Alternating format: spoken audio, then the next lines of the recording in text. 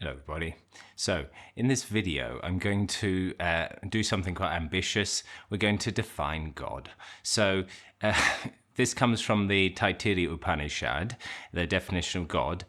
This is actually how Swami Sarvananda teaches it. So if you want to find a better explanation, look for the definition of defining God by Swami Sarvananda. I'm going to give a shorter account of it. So, but maybe, I don't know if it'll drag out. So there's this definition in the Taittiriya Upanishad that goes Satyam, Jñānam, Anantam, Brahma. So that's Satyam is existence, reality and truth. Jñānam is knowledge, and Anantam is infinity.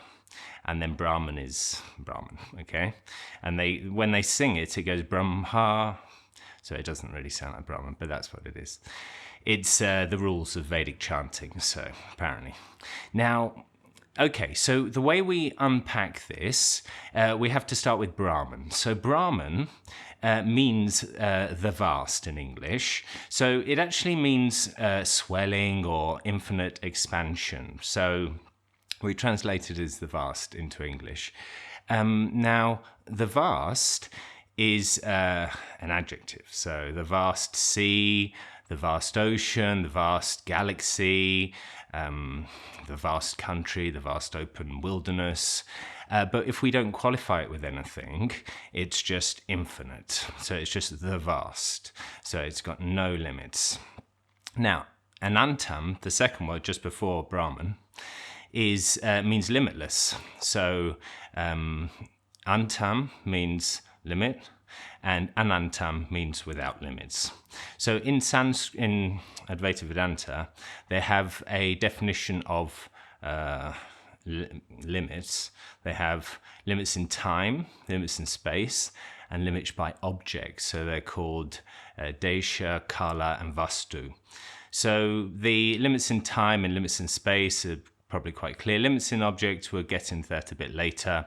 So first, limits in time. So if there's no limits in time, then so things exist between when they were created and when they were destroyed. They didn't exist before they were created, and they don't exist after they're destroyed. So if it's something that's unlimited in time, that means it's eternal. It's got no limits to stop it. Time doesn't cut it off. And then we look at limits in space. So if something is, say for example, I don't know, a book that I have here, this invisible book. No, I better not do invisible things. This phone I have here, it's here and it's not there. Okay, so it's limited in space. The candle is there and not in your house, Now, so that means it's limited in space. Now, something that's not limited in space means that it's everywhere. So basically, it's omnipresent. So far we've got eternal, omnipresent, and limited in object is an unusual way of thinking about this, but it's basically that something that's limited by object, has object limitation, is what it is and nothing else. So my phone is the phone, and it's nothing else. Now, so that's the limitation in object. So if something has no limits in object, that means that it is everything. There is nothing which it is not. So we've seen limits in time. There's no time when it was not. Limits in space, there's no place where it is not. And limits by object, unlimited by object, means that there's nothing which it is not. So if you say that it's got no second, there's nothing apart from it, then it's non-dual. So there we go. So from that word Anantam, we get all of this when we unpack it. So this is the definition of Brahman. Brahman is limitless in time, space, and object. It's eternal, omnipresent, and non-dual. Now, it's a good definition, but is it real? Does this thing actually exist? Does God really exist? This definition of God with form is something different, but here we're looking at Brahman, so the ground of being. Does this actually exist? So the first word, Satyam, means reality. It means reality, truth, and existence. So if we look at reality, and let's not be philosophical about it, let's just be simple. So what is real? Well, my body's real, the camera's real, my phone's real, things in your house are real, the flat's real, the painting's real, I promise, the candle's real, all these things are real. Now, if we say that Brahman is everywhere, at all time, eternal, and there's nothing which is not, then these real things should be Brahman. Now, if we look, we apply the definition to these objects. So, is the painting, it's a painting eternal? No, because I painted it. So there was definitely a time when it didn't exist, and probably it won't be around forever, I imagine. Now, so it's definitely not limited. It's definitely not limitless in time. It's not eternal painting. Now, if we look at limits in space, well, clearly it's behind me. It's not in front of me. It's definitely limited in space. Now, and is it limited by object? Yes, because although it's a copy of a Klimt painting, and there's one that's similar, that's smaller actually, there's nothing identical. This is the only one around. It's unique. So it's definitely not non-dual. And if we look at everything, we apply this definition to everything we see, because if this definition is true, then Brahman should be here. We should be able to find it here. We should be able to find it now, and it should be in everything we look at. So we have to take, when there's this contradiction, we have to take the implied meaning. So this is also, we do this with that thou art, you are that, tat tvamasi, you are that, you are the ultimate reality, you're God. Clearly not true. I am definitely not God. But we see the implied meaning, the thing that is in both, is this ground, the consciousness, the existence. So we take this implied meaning. So we look at the implied meaning. So if we look at the painting, the candle, my shirt, all these things, the chair, what do they have in common? Well, if they're real, then they exist. If something isn't real, it doesn't exist. The elephant is not real, it doesn't exist. My imaginary book doesn't exist. Although it might in some ways exist in your imagination. So in some way things can exist when you imagine them.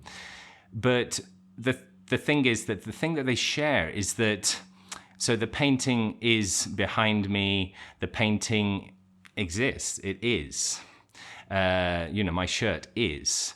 The candle is. Your computer or your phone is. All these things, they are. I changed it there because I have to say they are, but it's the same verb, it's to be. So this being that they share, this we often overlook. We say this is that.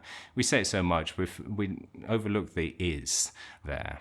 Now, the way we have to see it, we have to change a bit how we look at things. Now it's existence, because we often see existence as kind of an adjective. So the chair is wooden, it's red, and it exists. But existence isn't an adjective, because if it didn't exist, if it didn't have that attribute of existing, it just wouldn't exist. So it's not.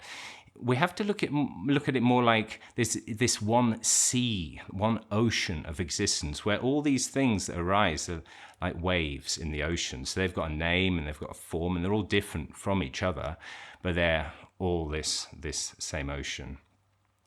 So we say that, so we've found that existence fits. So existence, is it limited by time? No, because anything apart from existence doesn't exist. So it's a truism. So all these things, existence isn't limited by space or by time or by object. Everything is in this sea of existence. Now you could say, well, but I can destroy the painting, but then the bits of the painting still exist, and you say, well, I'll burn it and throw the ashes to the four winds, but still those things, other things exist. So existence still exists. And what about, the end of the universe? Now Shankaracharya says that in that case, the existence would still be.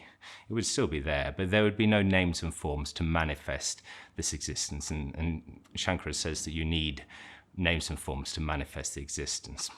Now we look at the next word. So the other word is, what is it? Satyam, Jñānam, Anantam, Brahma. So Jñānam means knowledge. Now, so we look at knowledge, we do the same thing that we did with the object. So I have a thought, and then the thought goes. It's in my head, it's not in your head. So it's clearly limited by time, limited by location, by space. And they're very different. A thought about what I'm going to have for tea is different from a thought about some memory I had in the distant past, maybe. And we learn things. So these thoughts don't exist, and then they exist, then we forget them, and then they don't exist anymore, maybe, or maybe they're hidden there somewhere. Who knows? So we look, what's common to everything? And if you're watching this channel, you probably know it's the consciousness. So I keep calling it the consciousness, but consciousness. So consciousness is in everything we know. In fact, you can't know anything without being conscious of it. This is another truism. So we can see that the meaning of Jñānam is consciousness. So here we have the definition we've come to is that Brahman is existence itself, also known as Sat, consciousness itself, also known as Chit, and also Ananda, which we'll leave for another day. And there we have it. So God is here, God is now, and God is everything. The real big step, that's very nice to know, good for God, good for Brahman, but the real understanding that we'll see in the next video, which I may have actually published before this video, so you may already know the answer, is it's not just a matter of knowing that Brahman exists out there, but the true understanding here is when you realize that I am that. Aham Brahma Asmi. Aham Brahma Asmi. Yeah, I am that. I am Brahman. You are that.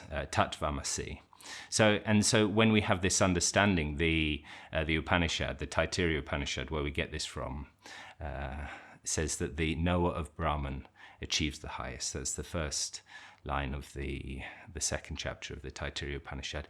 And we're going to look a bit more into that next time. So I hope you enjoyed the video. Thank you very much for watching. Goodbye.